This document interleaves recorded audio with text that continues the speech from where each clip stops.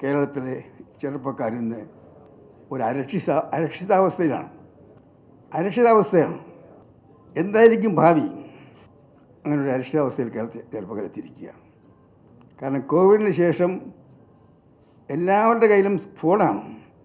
ലോകം ഒരു ഗ്രാമമായി മാറിയിരിക്കുന്നു. ലോകം മുഴുവനുള്ള മാറ്റങ്ങൾ കാണുന്നു.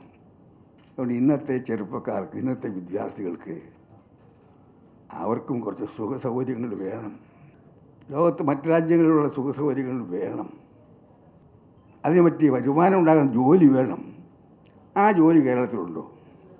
കേരളത്തിലെ ശമ്പളം 10, 12, 15 ശരാശരി, അതിനേക്കാൾ കൊടുത്ത് കുറവാണ്.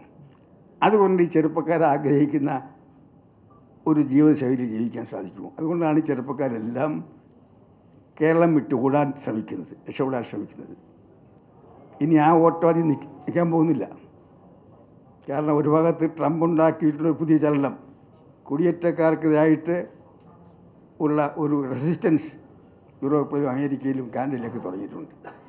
അതിൻ്റെ കൂടെ ഉണ്ടാക്കുന്ന പ്രശ്നങ്ങൾ നമ്മുടെ ടെക്നോ പാർക്കിലൊക്കെ അന്വേഷിച്ചാൽ മതി.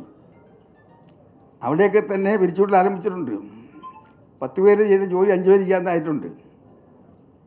തൊഴിലവസരങ്ങൾ കുറയുന്നു, പുറത്തേക്ക് പോകാനുള്ള അവസരങ്ങൾ കുറയുന്നു. ചെറുപ്പക്കാർക്ക് ഇന്നത്തേതിനേക്കാൾ നല്ല വരുമാനം വേണം. അതിനെന്തെങ്കിലും പരിപാടി ഗവൺമെൻറ് കയ്യിലുണ്ടോ? അവർക്ക് പ്രത്യാശ കൊടുക്കുന്ന പരിപാടിയുണ്ടോ? എന്തെങ്കിലും പരിപാടി ഗവൺമെൻറ് കയ്യിലുണ്ടോ? സ്റ്റാർട്ടപ്പ് കൊണ്ട് കേരളത്തിലെ തൊഴിലായി പരിഹരിക്കാൻ പോകുന്നില്ല.